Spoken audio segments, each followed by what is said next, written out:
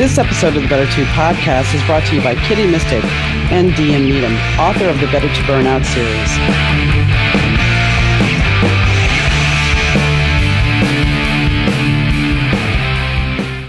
Welcome to the Better To podcast with Needom. I'm your host, Donna. Today, I sit down with Mick, the Doctor of Digital Smith, and we talk about his book, Ian Hunter on Track. Ian Hunter, some of you guys may not know, but you may be familiar with his music, and we dive into that in detail about the musical journey and the inspiration that led Mick to write this book. We also talk about a very different book that he wrote called Burning America in the Best Interest of the Children. It's a fiction book, but there's some truth there, and he tells us about that as well. So tune in. Hey, Donna from the Better To podcast here. If you've listened to my show, you know that it always sounds great. That's thanks to the guys at Third Ear Audio Productions. Third Ear Audio helps podcasters, broadcasters, musicians, and business owners get their important messages out to their audience. Rich and the Third Ear Audio team are easy to work with. They're efficient and understand that your message is important to you. With quick turnaround and the true caring of your needs, Third Ear Audio is your go-to for any audio message. Reach out to Third Ear Audio at 312-388-5596. Rich and his team will deliver for you. That's 312-388-5596, or you could email them at info@thirdearaudio.com or visit them on the web at www.thirdearaudio.com. Hi, Mick. How are you doing today? I'm doing fantastic. And yourself? I'm doing pretty good today, actually. So I'm gonna dive right in. I know that we're gonna talk about your book, Ian Hunter on Track, but when I was doing some research on you, you wrote a fiction book, and the two books couldn't be more diverse, and that really kind of piqued my curiosity. And we will definitely talk about Ian Hunter, but I want to touch on your other book first, In the Best Interest of the Children. What made you decide to write that book? Well, I'm going to quote an Ian Hunter title, which is "You're Never Alone with a Schizophrenic." So I'm not schizophrenic, but you are correct. They are completely different. So the novel was really based on something that actually happened to me. So a lot of times when you ask a writer of fiction, did it happen or is it true? There's always an element of truth to it. So it is based on some real world examples and really things that happen. And I'm in it as the protagonist, but it's not supposed to be me because I can now say there's some distance between myself and that because it actually happened. And it also ties into one of the podcasts that I have too. It's called The Aftermath, because some of us have experienced things that we didn't expect. There's a great John Lennon line, which says, "Life is what happens when you're busy making other plans." And what happened was I pulled up in my driveway the one day and everything was gone. So I could see from the driveway that this was going to be a very different day because I went to work and everything was fine. I came home and the furniture was gone. I called the bank and of course the bank account said it emptied, all of which is what I would say is just stuff. It's a comedian, George Carlin's got a great skit on that, which is just stuff. It can be replaced. Unfortunately, our child was gone. And mom had taken off with the child. And what I found out, or I had to try to find out, I flagged down a police officer who had been saying, well, the child had been at one of the neighbors and they weren't there earlier. Could you call? And I thought maybe the cop can find out more information. But in any case, over the police radio, literally, I heard where the child was. We were living in Pennsylvania at the time. And over the radio, it crackled California, so 3,000 miles away. I had a problem on my hands. I've got to get the child back. And then, of course, I had to sort of get the other stuff and recreate my life and put it back together again. So the novel is really a story that has become more typical, or as I find out, not only people in America, which was the title at the time, Burning America in the Best Interest of the Children, but we're finding out that these things are happening all over the world. And that's where we can say, we need to bring attention to this. People will get caught up in the family court system, not really happy with it, and it doesn't really work. And that's why the subtitle is "In the Best Interest of the Children" with a question mark, because that's what everybody tells you. And there's something which is not true about family court. It's not in the best interest of the children. No, and I mean, I know I'm a child of divorce, and I I had stepkids that went through a divorce, and I we had issues with their mother, but that's neither here nor there. But the whole fact is, they it's basically given a standardized statement of, well, the mother is the best person for the child. And I remember at one point being in the car with my mother as a kid, and my dad had made the claim that my mother was an unfit mother.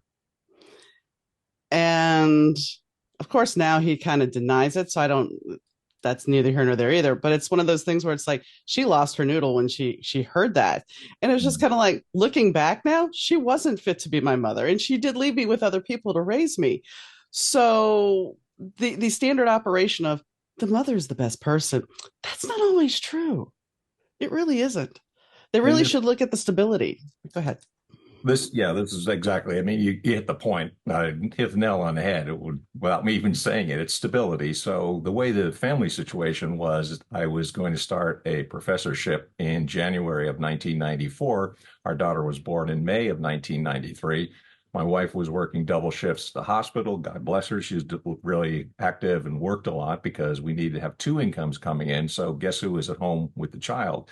Well, this is an unusual situation, and most men and most husbands don't experience it, but I did. So I had the child as a baby from the time of May 93 until January 94, and then spent a considerable amount of time after that, even after my position started. So I went into court thinking, well, okay, I'm really the primary caregiver here because she's a very young child. She was 5, and I was the one at home with her. So I was the one who fed her, clothed her, changed her diapers, saw her walk for the first time. First words were dad. I mean, all those kinds of things.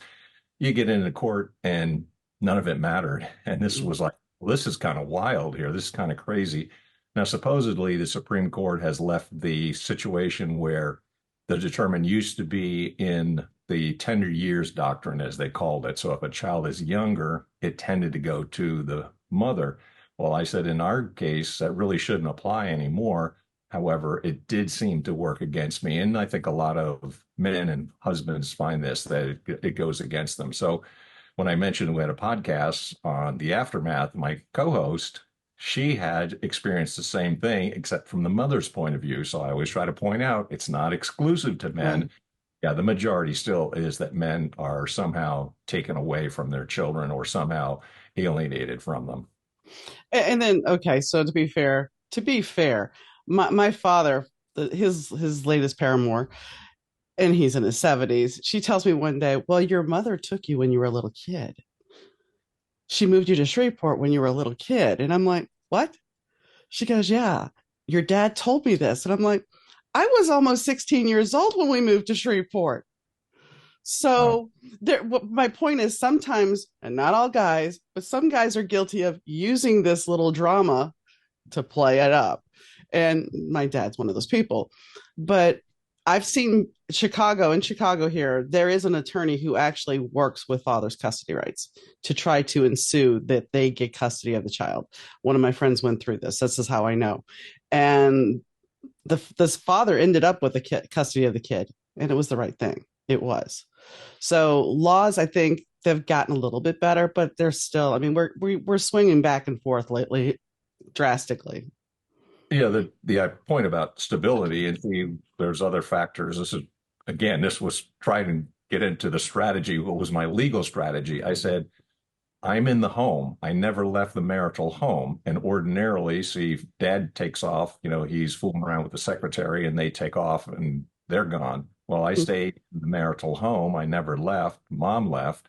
And I also had to fight really hard to keep our child in the school that we had chosen for her. So I said, well, all right, if I was primary caregiver and I want her in the same school and I'm in the marital home, the only home she's ever known, wouldn't that suggest possibly I'm the more stable person here because the other person took off? And again, like I'm saying, the court system is really not set up on fairness and really equality and really the basis of the evidence. So, you're sort of taking your life in your hands when you get into the court. And, that's what trying to tell a story. And I thought about when writing the story, I could write a work of nonfiction because I've written a fair amount, but I thought it might have the emotional draw and drama of the first person narrative and also a telling that this is a very common and unfortunate thing. And I hope that it has more of an emotional impact on individuals.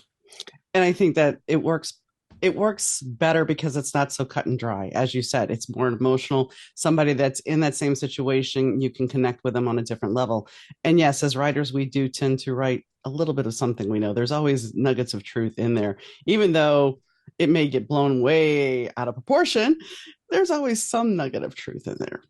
That's what I say when I thought, well, I'm a fairly creative individual, but some of the things that are in there that actually happen, which is how I explain it to people. I said, those are the things that actually happen, the crazy and wild things, because I couldn't be that creative to come up with it. And I never would have believed it would happen.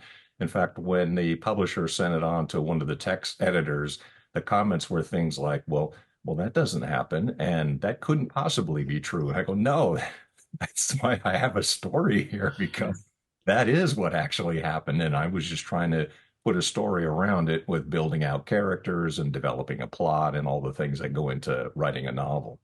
I think people don't realize that sometimes that statement of fact is stranger than fiction is so very true.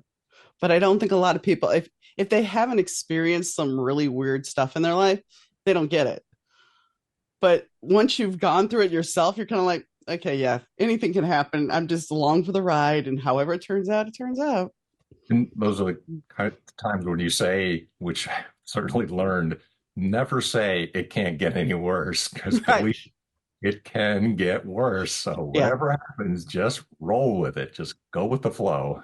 Yeah. My late husband used to tell me, because I would go, every time I turn around, he's like, quit turning around then. Because something was bound to happen. And he's like, just quit turning around. And of course, his favorite statement was go with the flow as well. But yeah. So anyway, now that we've talked all serious and about the high drama, let's shift gears and talk about what you really came here to talk about, which is Ian Hunter. So Sure. did you get to talk to Ian at all about your book, or is he aware of it? Or We do is we hang out on the weekends and drink beer together. No, I'm just kidding. So I have met him casually. So I'm one of those people that a fan that I am, and I've had him sign memorabilia, and I would say I've had some chats with him. I mean, it's not like I know him at right. all, but there are some books that are out there, but this is the first time that anyone has done what I did in this, which is called On Track. It's every album, every song that's ever done. And I went and analyzed and said something about them, or even where Hunter himself has commented. So I was trying to fill people in on this and the things that I think would be important to know. He makes a lot of references that are political and cultural and pop culture references and things like that. He's a well-read individual, and I don't know if everyone knows all the references. So that's what I tried to do in order to appreciate and probably get more in depth about this music. So if you like him, you're going to just love the book, because I'm definitely a fan, and I've been a fan for a long time and followed him for years and years. Well, it was interesting because there's a lot of musicians who look at his book, Diary of a Rock and Roll Star, and used it when before they actually became well-known musicians as kind of a journal to teach them what they needed to know about the business. That was one of the things they said is kind of surprised Ian himself, because he said he's surprised that people really read it. Well, I can tell you, I saw it in a bookstore only once, or a record store once. There were two copies. I bought one, and also then there's a revised and updated edition. I've got that one as well too. But it was also very interesting because he reveals so many things that you wouldn't really think about when it comes to the so-called rock star. So at the time that he was probably in one of his most popular periods, and yet you see a lot of it is like, well, I've got to get on a plane and I'm going to be sleeping in a hotel and it's night after night. So, I mean, you get some of the boredom that's involved in the rock star life. And he actually favored the title Rock and Roll Sweepstakes, but the publisher went with the Diary of a Rock and Roll Star. And it's very interesting because although he did have some early success with Mott The Hoople in the years that they were together, he also didn't care for that life and that lifestyle. So it does give you just a very different view of what a rock musician is going through because of the touring and because of the hotel rooms. And it probably everything looks the same night after night and doing the same thing. But of course, they like being on stage, and, music is a great motivator. Yeah, sure, of course. And I mean, not that this deals with Ian, but speaking of the rock and roll life, Michael Hutchins once said from NXS, he once said about the song Need You Tonight. And a lot of people assume that this was about groupies. And he's like, no, this was about my girlfriend. I wanted my girlfriend there. And there's talk, when NXS was in their heyday back in 87, that there was women lining the halls and, but even that, I know guys love women. I know that. But at a certain point, it gets old. It has to get old because it's not really making that connection. It's the physical connection, but I'm sure after a certain point, it becomes, as you said, well, you said bored, but it becomes redundant, and redundancy leads to boredom. And probably what happens is you want to compensate, and that's why you go wild or do other things. And then in a lot of ways, rock and roll wasn't like the ultimate in terms of like the drugs and the wild and crazy lifestyle, because the original band Mott The Hoople was not really known for that. They just really loved the music. And then the same thing with Hunter, that once he started his solo career, it's not like all of his songs are about partying and about doing things with groupies. I mean, there's a lot more substance Right. to it. And I think that's what reflective of both in the book and then his music as an artist. He really does talk about some, extraordinarily heavy duty and emotional angles and issues that he's dealt with in his life. And I think that's where people can relate to him. Well, it's interesting too because I'm Gen X, and some of the songs you definitely, as I'm going through his list of songs, it's like, oh yeah, Great White did that song, and a lot of bands covered his music, and we don't really think about those things. That's the one thing about music. If you're not familiar with the artist, and this is just a generalization, because when I Drove All Night came out by Celine Dion, my friend's daughter was like, I love that song. And I'm like, that's not the original. And so, it's one of those things that it's like, I knew he did it, but you lose that track. It's like Def Leppard covered 20th Century Boy. And it's like, oh, but I knew the original. But most people aren't going to know the original. So it's interesting how music has a life of its own, because each generation that experience this, they don't go back and say, oh, well, let me see if this is a new song. They don't think about that thing. They just listen. And And it's open for interpretation at that point then. Go ahead. believe so. And I was going to say we had been chatting. I was back in radio and way back when in the 1970s. And what I was one of those people who actually did read all of the liner notes, and I wanted to see where the musicians were and who wrote the songs and all those kinds of things. But it really came in handy when you were a program director and a music director, because people would always be asking, well, what do I segue into and what song goes with that? So it was a really useful skill to pick up. And I think the influence of Hunter has gotten more and more dramatic over the years. So the Clash followed him around. They were friends with the band. And then, of course, you said Joe Elliott has been a huge fan. So a lot of people have been picked up over the years. But one of the interesting things about Hunter's career is that I say he's got a third part of his career, and it's even more creative than the first two parts, in that he's writing more songs, he's releasing more material. And in this latter period, the latter period from about 2000 or so, maybe the late 1990s, the quality of the music and the quantity of the music has increased. So with Defiance Part One, he's got this just a superstar list of musicians. There's Ringo Starr, there is Joe Elliott, there is Jeff Beck, there is all kinds of people that it's unbelievable. All these people that came together, like from Axl Rose, Guns N' Roses, all these folks. And I think my point here is that I think Hunter should get the Lifetime Achievement Award. So he didn't have all the hits that others had. He didn't get all the airplay. But I think when his fellow musicians start jumping on board and say, yeah, I want to record with him, I think that's suggestive of the influence that he's had on and the inspiration that he's had. So I think with Defiance Part One, you see that. So we can't wait for Defiance Defiance Part. Part Two. Yeah, I mean, I agree with you. And going back to Once Bitten, Twice Shy. So that song was a huge hit for Great White. That song was an anthem for the summer when it came out.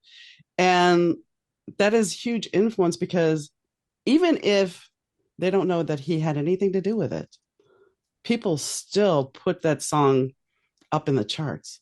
And that still has to feel good on a certain level for him as a musician and as a creator, because something that he created took on a life of its own. Yeah, And there's a couple of good examples of that because actually the last top 10 hit by Barry Manilow was an Ian Hunter song called Ships.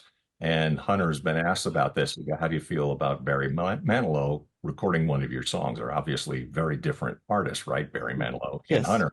And he said, well, I made a few bob from it. So, I mean, he made a lot of money from it. So it also changed it. And it was also a different song and probably some chord progressions that wasn't in the original. But the thing is, it's an influence. And also, apparently, Barry Manilow had lost his father. And it's actually a song about fathers and fatherhood, which is where Ian wrote it in the first place. So, I mean, there are examples of it like that. And also, when it comes to an iconic song like Cleveland Rocks, for example, which was also a hit by another band, but that also is an Ian Hunter song. And it really certainly is an anthem around Cleveland and for a lot of places. So, that too was featured on the Drew Carey show. So, I mean, those kinds of songs have moved into maybe cultural consciousness. And that's where I would say this is the Lifetime Achievement Award that over so many years and so many songs and so much releases that are such high quality, I think there's where the influence comes from Hunter. And I would agree. If you have that much influence, then you should get a lifetime achievement award. But the question is, does he really want a lifetime achievement award, or would that kind of feel like I'm not done yet? I'm still doing this. Why are you giving me this award? You know?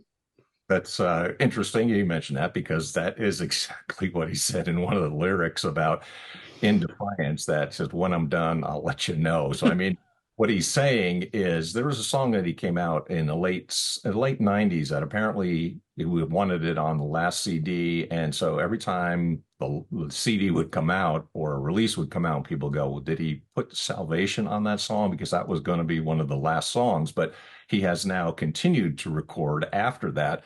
So it is a kind of the lifetime achievement, like, where is this? And he's not done. And that's exactly what he said. I'll let you know when I'm done because he said 50 years later, I'm still killing them all because no one thought. And at the time when he was formed with Mott The Hoople, so he was 29, he's turning 30. He said, here it is, it's 50 years later, and he's still going strong. So he got into the game late, as he says, and he's going to stay in as long as he can, as long as he has the talent, and as long as he has the ability to continue writing. And that's what he's done. And here's something else. If you think about it, okay, so awards, accolades, they're wonderful, but if you're still creating your music and the stuff you want to make, and you get to see it out, that's an achievement, a lifetime achievement in itself. And it's interesting because I interviewed somebody yesterday morning before my voice went out, and he left the music business for 27 years and now he's put out his own record, and he was very proudly yesterday. He doesn't care about the ego, he doesn't care about big notoriety or anything, but he held up his gatefold record and he was so proud of what he accomplished. So in a way, if Ian is kind of sitting there saying, I don't need an award, I think him doing his own music, and I don't know him, but I think him continue to create and give the gift of music to others. I think that's an award, a reward and an award all in itself. I think so. And of course, there has been quite a bit of discussion about why or why not is he in the Rock and Roll Hall of Fame.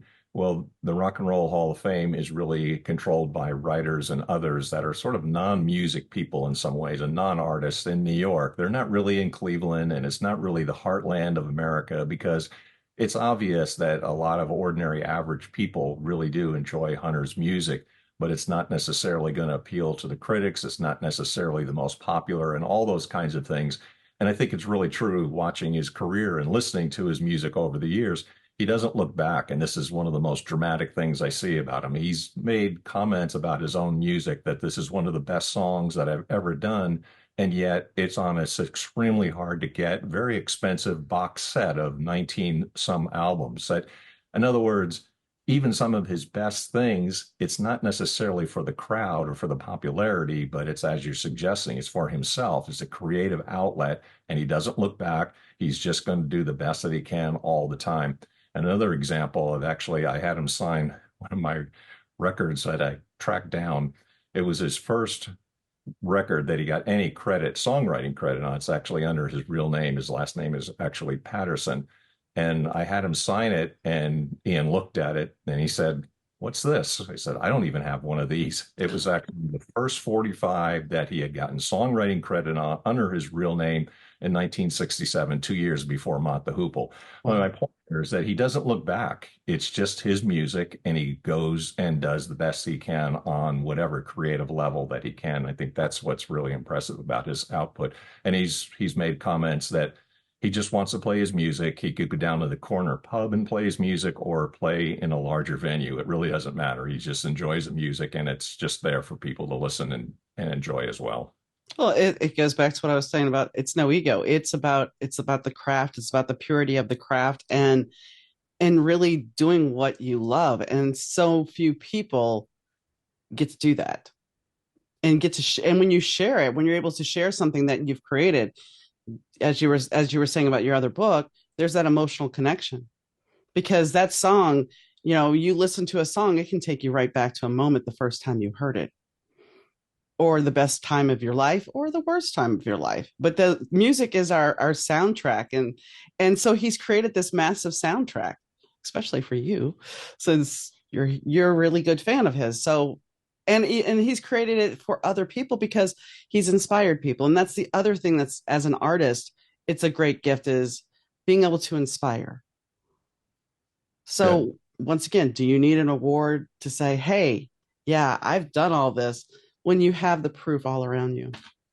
yeah. The proof is in the pudding, so to speak, and it's sort of like having the soundtrack of your life because there's no question about it. I was obviously a young man first time I saw Mott The Hoople. I got a ride from a buddy of mine, and we were living outside of LA, so we got a ride into Hollywood. And just fortunate enough, and with all the bands on the bill, because this was back in the day, and you could have all kinds of other bands, but it certainly takes me back into this really a rock and roll image and also the power of the music because I was blown away by it. And that was like just my first rock concert, the first real concert I ever been to. But it also meant that year I was about 15 or so. So it has a huge impact, and definitely it takes you back to that time and that era. And it was a good time because, being 15 and having a good time and hanging out in Hollywood was really an unusual thing. Didn't happen that often. But when it did, it was something special. So that music certainly takes me back to that time. And it is the soundtrack of my life because, in many ways, his lyrics are expressing things that, as a non-songwriter, I'm saying, yeah, I can definitely relate to that and understand the feeling and the way that he was thinking and the mood that he was in when he was writing that song. Well, and here's a good question for you. If you took that 15-year-old and never gave them that experience of that concert or of discovering that music, imagine how different your life would be. No, it's absolutely the case because when I did hear him, because people were starting to play a little bit of Mott the Hoople at the time. And so my buddies and I, we were thought, yeah, there's all these really top name bands, but we're going to try to be a little bit ahead of the curve. Maybe the girls will think we're cool. They didn't, but it was a and the idea was then that here we found somebody and a group that people weren't really familiar with. But of course, this was about the time when all the young dudes came out, and it was certainly iconic. And definitely it puts a trajectory on your life because if I had not gone to that concert, I might not have then, by the time I got to college, be interested in broadcasting and music because I was taking a lot of broadcasting classes and music classes.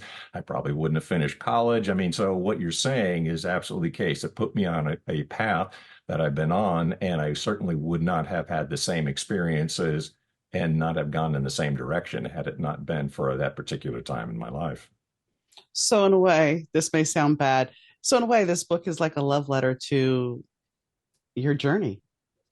Yeah, well, I think it's in trying to delve a little bit deeper, I would say, see, I took some of my background in terms of research and writing because I was helping, I'm a recovering academic. So I've been in academic work for a very long time and published a lot. But I think it's also to get a broader audience because I don't think he's gotten all the recognition that he has. But I certainly would like to say, well, look, it's had an impact on me. And if you would listen to this and this music, you might enjoy it as well, too. So a book is really to delve deeper and to have a greater appreciation for an artist and the creativity that's obviously there. So is there another artist that you would dare do this with? I probably wouldn't go as far in depth, but it's really interesting because if not Hunter as an artist, I really like Graham Parker as a songwriter as well. And there is a connection between Ian Hunter and Graham Parker. They have performed together, they did a songwriter showcase together. And so there are things like that where I can see, maybe there's a little bit more of the British background that they both share, but I think the sort of wry, insightful, slightly cynical, but also a touch of humor that's in both those songwriters. So I think I'd appreciate both of them. I probably wouldn't go in depth because when I tell people I've written this book on Hunter, I said, well, how long did it take? Well, I said, it took me 50 years to listen and 6 months to write.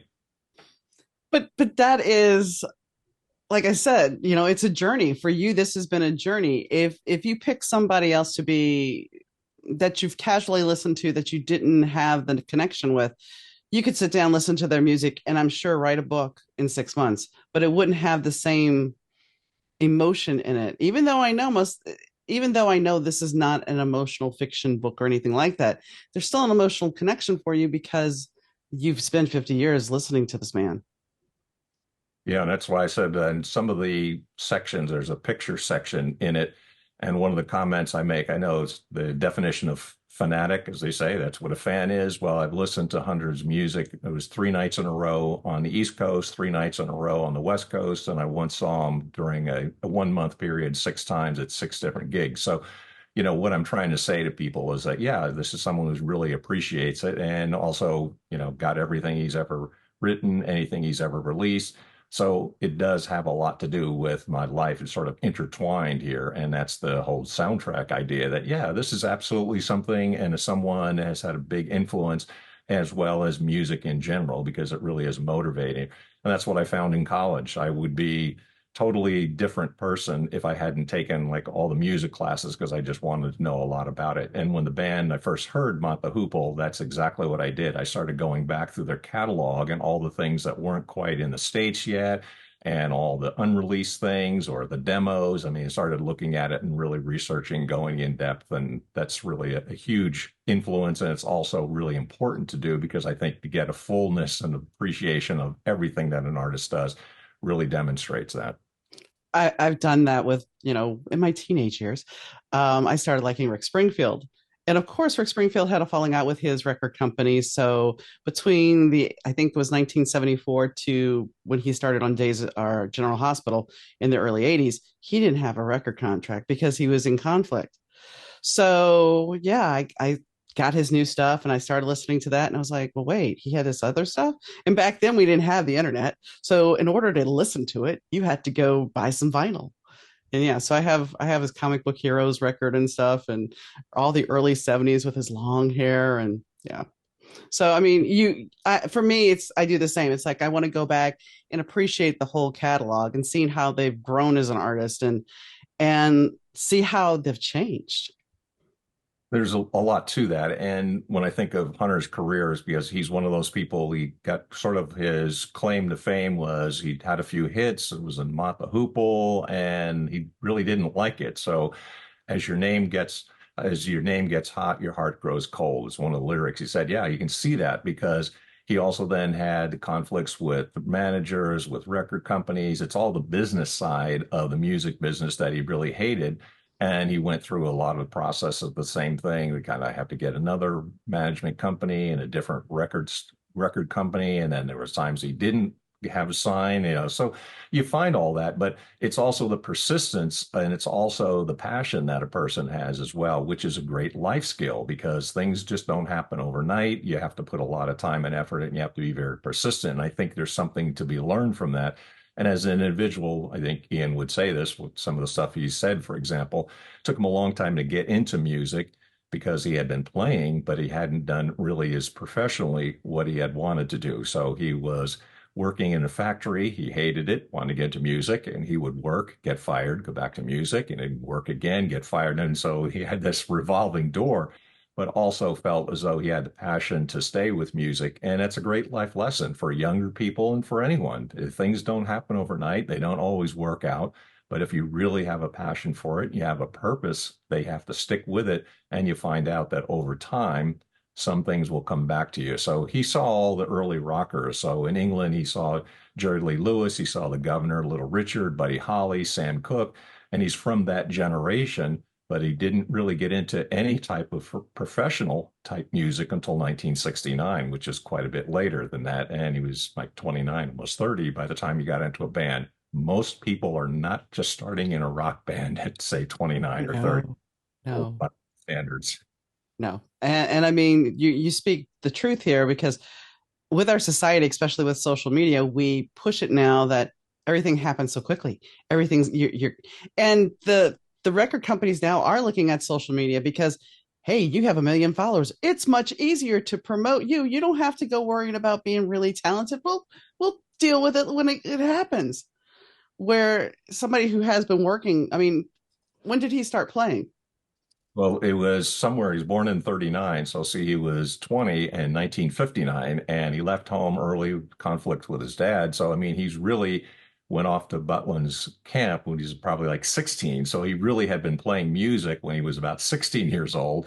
But of course, then he's not really in a professional band until he's 29. That's a long, long time. It is, but the years of him playing and mastering his craft got him to be where he is. I mean, that's the one thing to add to that is like no matter what was going on, he still fell back to his creative side. And I think that keeps a lot of people saying is if you have that creativity, you can always fall back on that.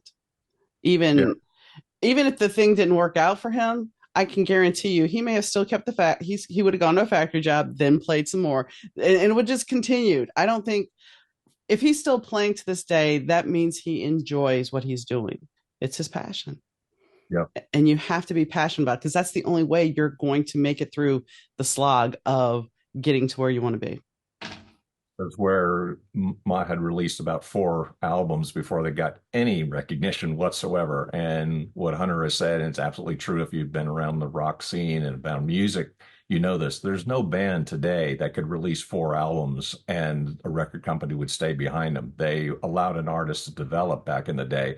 And what you're saying is exactly the case. You have to find the followers first and get them. And then, oh, yeah, then you can get interest. But by that point, it's almost easy then for the business side to come in because you've done all the work. And what they're trying to do is kind of like picking up the low hanging fruit because those are people who have already made it, so to speak, and then they jump in, which is complete opposite of how things were back in the day.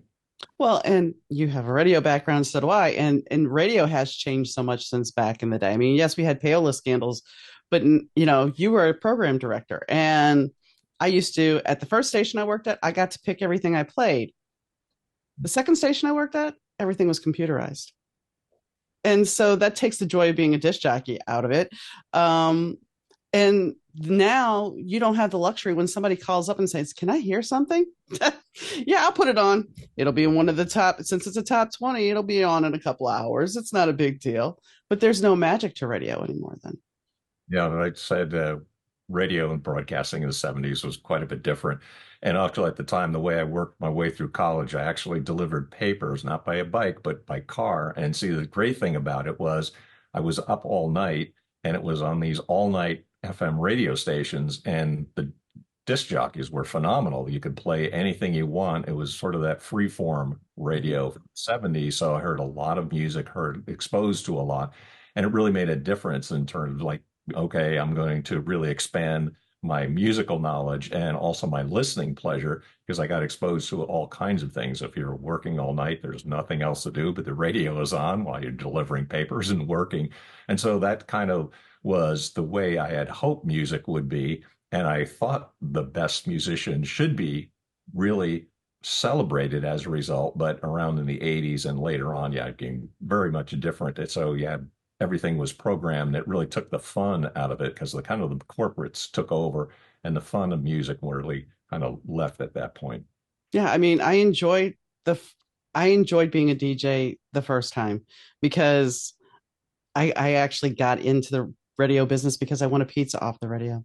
And I became friends with one of the jocks and he didn't want to program the station on his air shift. So he's like, come on in. So he taught me how to do that and went away for a week, came back. He's like, my boss wants to talk to you. So this is how I never went to school for broadcasting. I fell into it. And it was fun because, yeah, I got to choose what I wanted to play for the most part.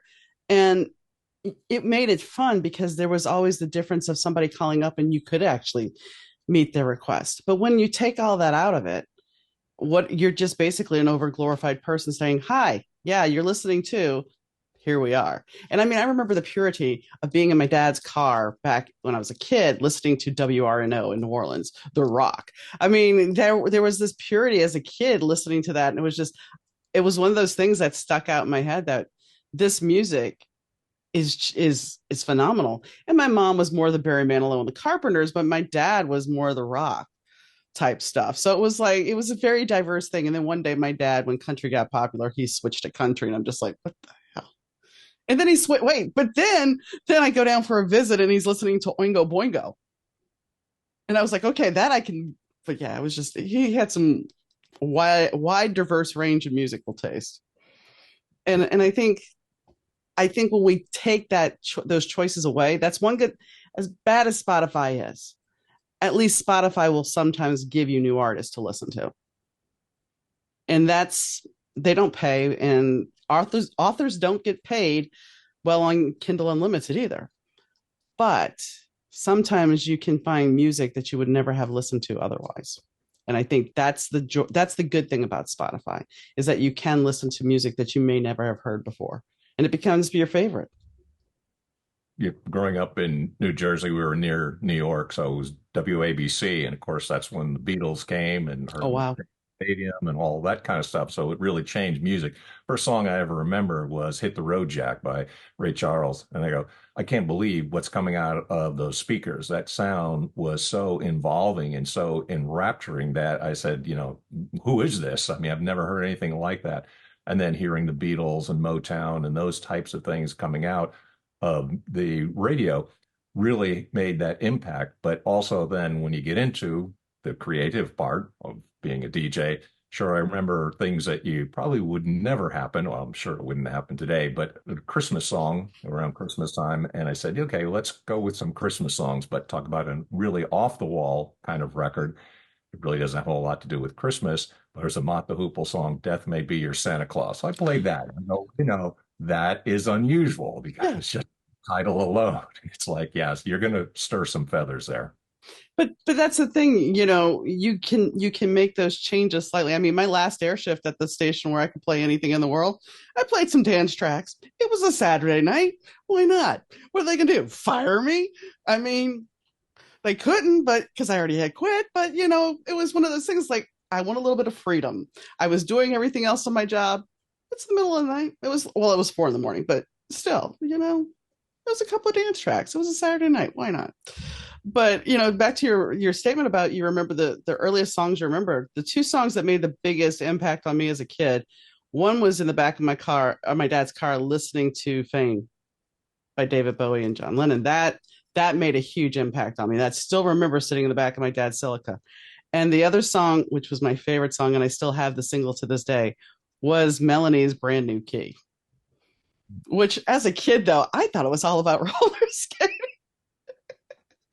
And we know it's not necessarily about that. But as a kid, It's like maybe mistaking what Little Red Corvette by Prince is about.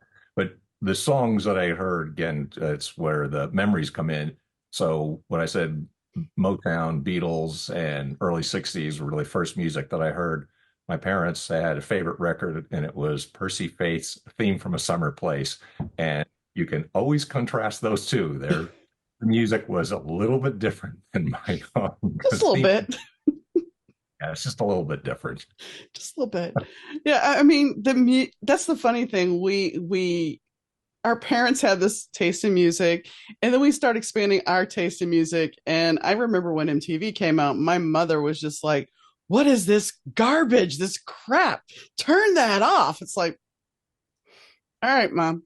Yeah. But I mean, that was the thing. It's like, and of course, like I said, her thing was the Carpenters and ABBA and Barry Manilow, and that's fine. Those are all classic 70s music. But yeah, I just her taste and my taste weren't just quite there at the time. And they never would be, but that's okay. And I It's think that go ahead. I was just say, yeah, that's generation gap or something like that. Yeah. I mean, it's my dad, like I said, my dad liked Oingo Boingo, and I was just kind of like, and I remember I stole his physical record. So I mean, he wasn't all bad musically. I stole his Olivia Newton-John record. He let me borrow it, and I never gave it back. And then somebody had given him a Walkman when they first came out with the wall, and I was listening to it as a kid, a teenager, early teen, and that was just amazing because the separation and the headphones and everything. Yeah, he's like, you need to bring that back. I'm like, okay, Dad. It, It was really cool. it reminds me of so many things that have changed and are so different. So, yes, if you listen to a long play type of song, let's say Dark Side of the Moon. So, for some time, of course, listening to it on, yes, there are such things called eight tracks, you would have this very strange break in the middle of the song. So, Yes. it would suddenly go silent, Click, click. like chiking, chiking, and then a little bit more silence, and then the music would come back. And it's really interesting because on some of the Mott albums, it sounded like when they were putting in some sound effects as if the record was skipping, or they used a telephone, which sounds like it was coming through a telephone.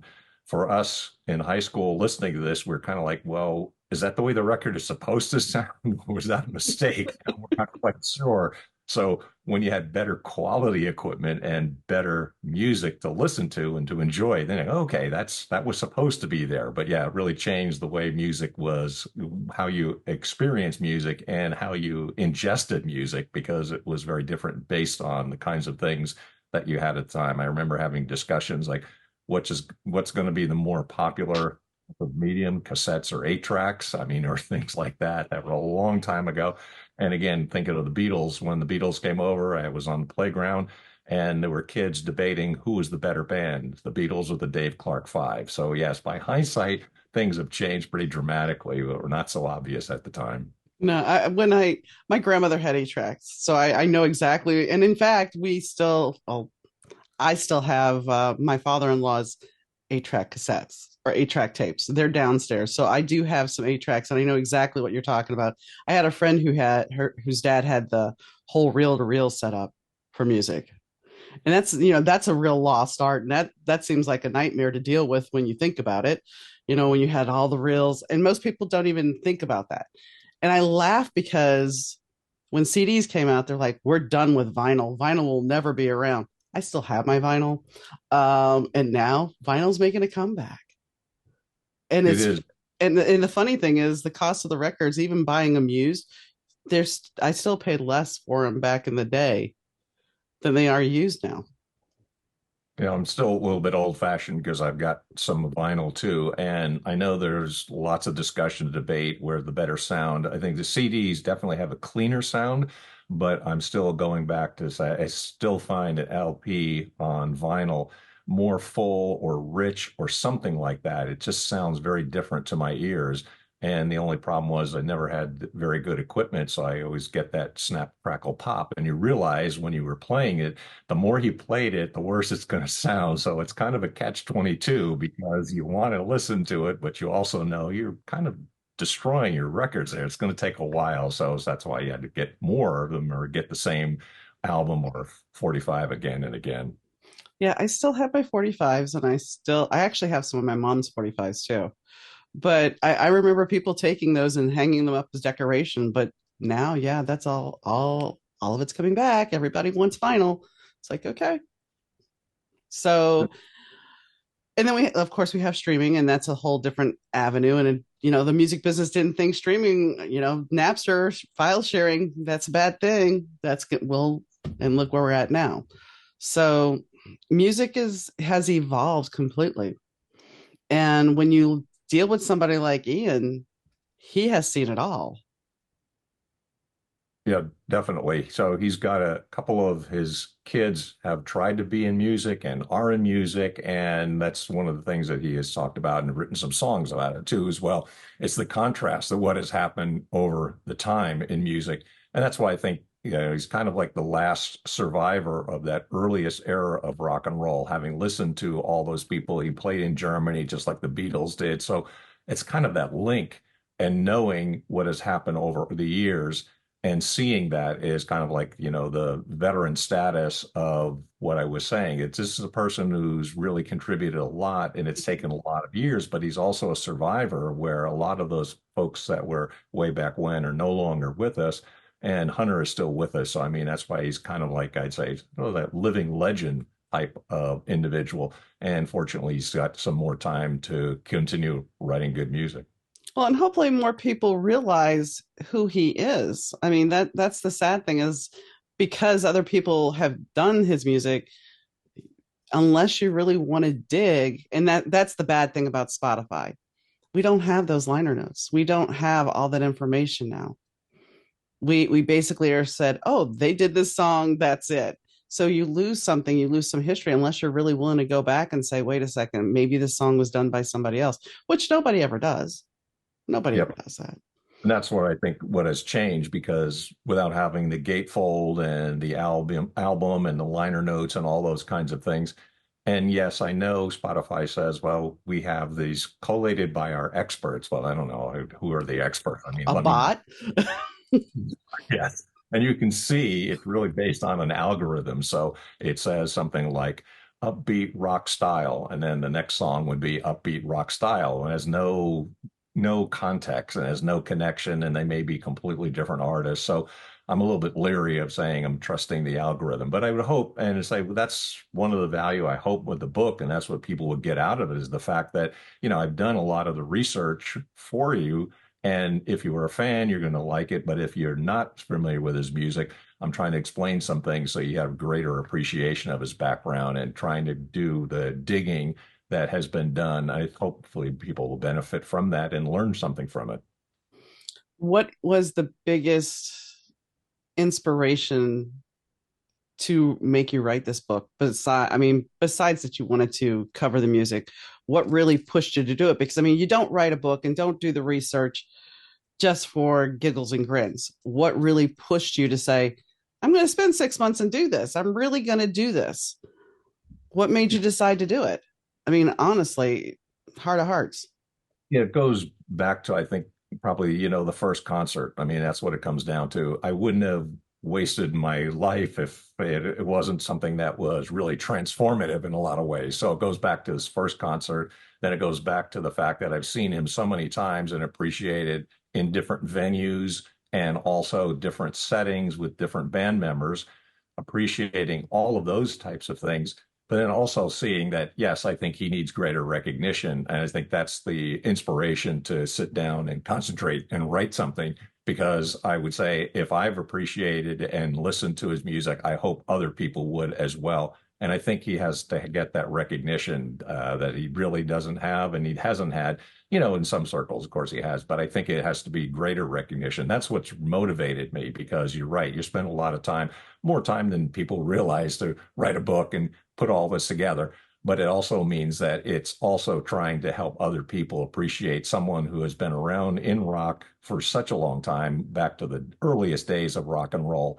And those folks are gone. The Mm. earliest people, they're all gone. They're not here anymore. Elvis has been dead for many, many years. And Really? yeah, well, I saw him at the 7-Eleven, but other than that, I mean, all those people are gone. And if you look at Hunter's experience, he did something which is very similar to the Beatles, and the Beatles are long gone. So if all of those things mean anything to anybody, that's why I would say I'm arguing that there's actually a third period of classic rock. And I'm going to say he's post-classic rock because he's someone who continues to write high quality music in the latter part of his career, whereas a lot of people not to be too critical of some, but they're kind of playing their hits and they do the same old thing over and over again. As much as I like some of those older bands, when they go on tour, it's almost like, you really shouldn't be doing this, as opposed to Hunter, but he's coming out with new music and fresh insights with every new release. And every time he played and live, that's exactly what he's doing. You take a little bit from the Mott catalog, a little bit from his own in the middle period, and also some of his newest songs. It's always new and fresh and creative. And I think that's what artistry is about. It should be fresh and creative. How different, you mentioned that you have seen them in different venues. How different of a show is it compared to a different, each venue I know is going to be different, but I'm assuming you've seen him in a smaller venue like a theater versus a stadium. So what is the show like? Is it more intimate for you, or is it just the same experience? Well, I can tell you the worst thing about an Ian Hunter concert, and you know what that is? Nothing? It ends. Yeah, because what I found is that, and this is also, I think, part of his artistry. So, and to give you examples of which I delve into in the book. So he performs in 2002, strings attached. So he's got a orchestra. It's usually not what rock stars do and rock artists do, but then he plays those dates with strings attached, releases that album. Then he goes on the road, the truth, the whole truth, and nothing but the truth, but his basic touring band, the Ramp Band. Well, it's almost the same set of songs, but on the one hand, you've got with strings, and the other hand, you've got all these top artists like Joe Elliott, and you've got people from Queen. So, I mean, what you see from that is that it's also very different, even if it's the same songs. And this is what I found going from gig to gig because the size of the audience is different, the venue is different, the sound is different, but it's also this high quality songs that you're hearing. And that's what I said. That's why I could go, several nights in a row. And also, you could see the different venues. What you find is that it's a different experience. There's definitely, he's got kind of that rock swagger, which a lot of people have said back from the days in Mott The Hoople. They couldn't get a hit, but Mott was always a strong live band. Same thing with Ian Hunter, totally professional. He's got a lot of really young artists who are around him in the Ramp Band, and they let him play his music, but it does sound very different, and it does depend on what the venue and the size of it. And it's not something that maybe is more or less intimate, but the sound is certainly different. He's done acoustic tours, he's done bands with a full rock band, and each time you hear it, you say has a different experience each time. Well, and that's a talent and a gift because it keeps the music fresh, it keeps it evolving, and it shows his skill that he is able to change it that much. And I think that's what I found. Said over the years, he's worked with quite a few different musicians. He spent about 20 years off and on with Mick Ronson, who's Bowie's guitarist. I mean, so that was kind of this middle period. And then unfortunately, we lost Ronno way too early because he passed away as a younger person. And then in a lot of ways, you had Hunter, who was saying at that time he wasn't working as much, and '80s was not a great period for him. But he said, look, I got a talent. I should be doing something with it. And that's why I'm saying I think there's kind of like a post-classic rock period that Hunter epitomizes because he's still doing new and fresh songs and he's not relying on the old catalog and the old airplay that he used to get or the old songs because he just hasn't, and comparatively, has not had the many hits as some of the older bands. Where to me, although some of those bands from the 60s and 70s, they're kind of nostalgic acts and they're not as fresh, creative anymore. Yeah, there's a running joke about a certain band being on their farewell tour again. Uh, but you mentioned Ronson. Yeah, his son now. I mean, his son is a well-known producer. So you have to, with that tragedy, maybe that launched his son. It's one of those things where it's like the music was in the family genes, I guess, because he has produced a lot of people now. And that's where I think it's part of being open to music and being open to creative impulses is what inspires artists. Because I think when you look at and you consider who is in music today, they will tell you what inspired them. And the younger people coming along, they too are inspired by somebody. It makes them like get up and get on a stage. And Mhm. so going back to like the punk movement. So the punks were really negative. It was kind of interesting for a while, but it was so negative. But the thing is, it was in some ways like early rock and roll because they weren't as talented and they weren't having as polished as others, but it was just the ability to get up and play their music. And that's what I think is a great thing. That's kind of that spirit of early rock and roll. And hopefully younger people start saying and listening to it. Because I know rock in comparison to other forms of music is not as popular as it had been. However, that doesn't mean that it's completely gone. So, I mean, to quote The Who, rock is dead, long live rock. Yeah, it's still alive and well. I mean, I don't think rock will ever die because there's something about getting in a car and listening to rock and cranking it up and driving along that there's just something about it. So I don't think it'll ever fully disappear. It's definitely not the same driving along to a dance song.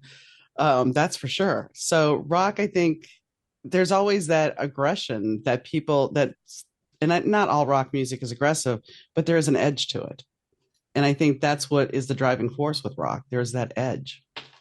Definitely. And it's like it's mostly male, but of course, you have great examples like Janis Joplin and others who saying they have that sort of ability and maybe a little bit of aggression as well too, but it's sort of youthful in that sense too. So, and it's interesting when I'm thinking about Hunter, some of the songs he's written, even as now an older man, are really written about some of his earliest experiences. The Great Escape is when he was 21, and he's writing this song when he's now an older individual. So it's kind of interesting to look at what can inspire people, and it's the memories and it's the ideas that you have, and plumbing the depths of your memory and your imagination, putting them together. And if you're a younger artist, this is really what should inspire you, and it really should get you interested in expressing whatever thoughts or ideas that you have. And hopefully that's it. Listen to some of those folks who have been around and saying, yeah, they were talking about some really heavy duty, emotional things, and then wrote songs about it. So it's that catharsis, and it's also that ability to get a message out, and people listen and people enjoy. Very, very true. So are you planning on sending Mr. Hunter a copy of your book? Well, I had asked him at one time because I got a podcast, the Doctor of Digital podcast, and if it's possible, I would like to try to promote him, and that's one way because he does interviews and things. But I thought if it's possible, it might be a good time also to ask again because he said it wasn't a good time when I've asked him before. He has a feature on his site that's the horse's mouth where you can ask Ian questions and he does answer them. So a lot of fans and a lot of people have done it, and I've gotten answers to a number of things that way. But it's certainly possible. And I said, Dick, if you come out with another album, another release, you might want to say something about the book as well too. So hopefully we can work something out. I'd look forward to that. That'd be awesome. Is there anything that we have not covered that you would like to add? Oh, probably just like I said, I'm doing a number of things. I mentioned a couple books that are out there. I've got a couple more in mind, and I'm also writing those as well.